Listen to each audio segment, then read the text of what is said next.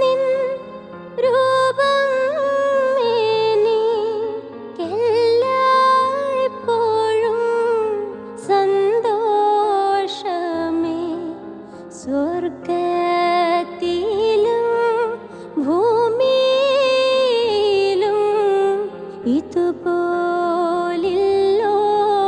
രൂപം വേറെ. ആരക്കാശിനും മുതലില്ലാതെ തലചായ്പാനോ സ്ഥലമില്ലാതെ 33 കൊല്ലം പാർത്തലത്തിൽ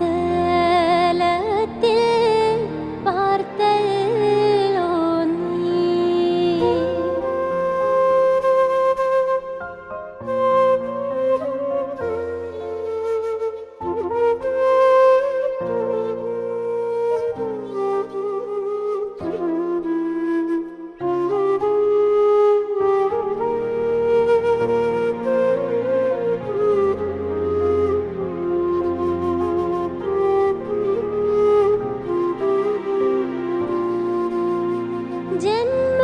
ജന്മസ്ഥലം വഴിയമ്പലം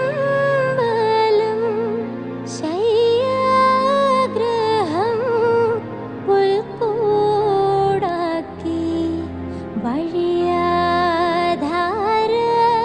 ജീവിയായി നീ ഭൂലോകത്തെ സന്ദർശിച്ചു.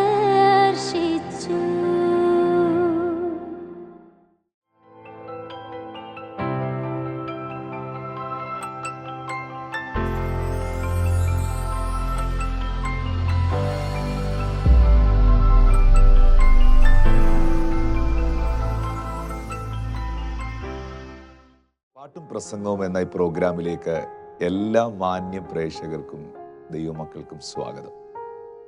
വളരെ അർത്ഥവത്തായ വളരെ മനോഹരമായ ഒരു ഗാനമാണ് നമ്മളിപ്പോൾ കേട്ടത്.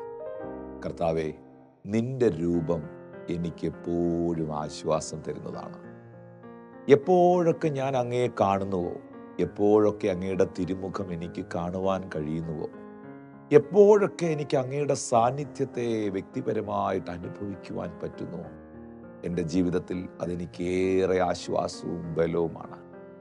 പ്രിയപ്പെട്ടവരെ, സങ്കീർത്തനക്കാരനായ ദാവീദ് 17-ാം സങ്കീർത്തനത്തിൽ ശത്രുക്കളിൽ നിന്നുള്ള സംരക്ഷണത്തിനു വേണ്ടി ദൈവത്തോട് പ്രാർത്ഥിക്കുന്ന ആ പാട്ടിൽ, ആ പ്രാർത്ഥനയിൽ അതിൻ്റെ 15-ാമത്തെ വാക്യത്തിൽ ദാവീദ് പറയുകയാണ്, ഞാനോ നീതിയിൽ നിന്റെ മുഖത്തെ കാണും, ഞാൻ ഉണരുമ്പോൾ നിന്റെ രൂപം കണ്ട് തൃപ്തനാകും. ഞാൻ നീതിയിൽ നിന്റെ മുഖത്തെ കാണും, ഞാൻ ഉണരുമ്പോൾ നിന്റെ രൂപം കണ്ട് തൃപ്തനാകും. എനിക്ക് തൃപ്തി തരുന്നത് നിന്റെ മുഖമാണ്. എനിക്ക് തൃപ്തി തരുന്നത് അവിടുത്തെ സാന്നിധ്യമാണ്. പ്രിയപ്പെട്ടവരെ, ഈ സാറ്റിസ്ഫൈഡ് ആകുക, സാറ്റിസ്ഫാക്ഷൻ ഉണ്ടാകുക എന്ന് പറയുന്നത് ഏറ്റവും പ്രധാനപ്പെട്ട ഒരു കാര്യമാണ്. ഈ ലോകത്തിലെ പലതിനും നമ്മളെ സാറ്റിസ്ഫൈ ചെയ്യിക്കാൻ പറ്റുകയില്ല.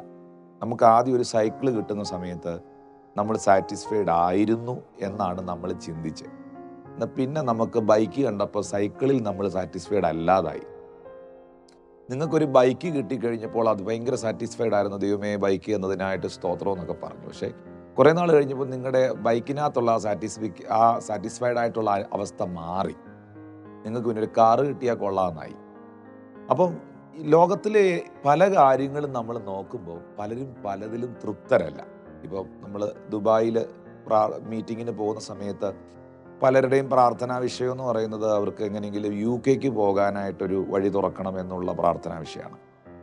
നമ്മൾ UK ചെല്ലുമ്പോൾ അവിടെ ഉള്ള പലരുടെയും പ്രാർത്ഥനാ വിഷയം എന്ന് പറയുന്നത്, ഞങ്ങൾക്ക് ഓസ്ട്രേലിയക്ക് പോയാൽ കൊള്ളാമെന്നുണ്ടായിരുന്നു പാസ്റ്ററെ, ഒന്ന് പ്രാർത്ഥിക്കണേ.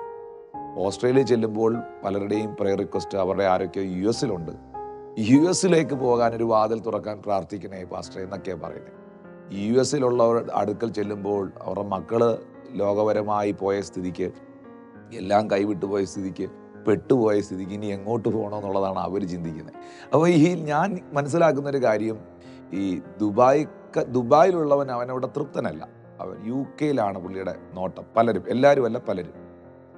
UK ചിന്ത ഓസ്ട്രേലിയ മറ്റേതെങ്കിലും രാജ്യമാണ്. അപ്പം ആരും ഒന്നിലും തൃപ്തരല്ല, പലതിലും തൃപ്തരല്ല. ഈ ലോകത്തിലെ പലതും നമുക്ക് തൃപ്തി തരികയില്ല, അത് ഉറപ്പാണ്. യേശു കർത്താവ് അതുകൊണ്ടാണ് ശമരിയക്കാരി സ്ത്രീയോട് പറഞ്ഞത്, ഈ വെള്ളം കുടിക്കുന്നവനെല്ലാം പിന്നെയും ദാഹിക്കും, പിന്നെയും ദാഹിക്കും, അവൻ അതിൽ തൃപ്തനാകുകയില്ല. എന്നാൽ ഞാൻ കൊടുക്കുന്ന ജീവന്റെ ഉറവയാകുന്ന വെള്ളം കുടിക്കുന്നവന് ഒരു നാളും ദാഹിക്കുകയില്ല. അപ്പോൾ തീർച്ചയായിട്ടും പ്രിയപ്പെട്ടവരെ, നമുക്ക് ആ സാറ്റിസ്ഫാക്ഷൻ തരുന്നത് എന്തിലാണെങ്കിലും ദൈവ സാന്നിധ്യവും കർത്താവിൻ്റെ മുഖവും ഒക്കെയാണ്. ഈ സമ്പന്നന്മാരോട് നിങ്ങൾ സംസാരിക്കുമ്പോൾ നിങ്ങളിപ്പോൾ ഒരുപക്ഷെ 10,000 രൂപയ്ക്ക് വേണ്ടിയായിരിക്കും പ്രാർത്ഥിക്കുകയോ ആഗ്രഹിക്കുകയോ, അല്ലെങ്കിൽ 1,00,000 രൂപയ്ക്ക് വേണ്ടിയായിരിക്കും നിങ്ങൾ പ്രാർത്ഥിക്കുകയോ ആഗ്രഹിക്കുകയോ നിങ്ങളുടെ ഒരു കാര്യത്തിന് വേണ്ടി ചിന്തിക്കുകയോ ചെയ്യുന്നത്. പക്ഷേ 1 മില്യൻ്റെ ആസ്തിയുമായിട്ടിരിക്കുന്നവൻ തൃപ്തനല്ല, അവൻ 5 മില്യനെ കുറിച്ചാണ് ചിന്തിച്ചുകൊണ്ടിരിക്കുന്നത്. പലരും പലതിലും തൃപ്തരല്ല. യേശു കർത്താവ് അപ്പമീനുകളെ എടുത്ത് വാഴ്ത്തി വർദ്ധിപ്പിച്ച് പുരുഷാരത്തിന് വിളമ്പിയപ്പോൾ ബൈബിളിലൊരു വാക്യമുണ്ട്, എല്ലാവരും തിന്ന് തൃപ്തരായി. യേശു തന്നാൽ അതിലൊരു തൃപ്തി ഉണ്ടാകും. ദൈവം എന്ത് തന്നാലും ആ ദൈവം തരുന്നതിനകത്ത് ഒരു സാറ്റിസ്ഫാക്ഷൻ ഉണ്ടാകും, ഉറപ്പായിട്ടുണ്ടാകും.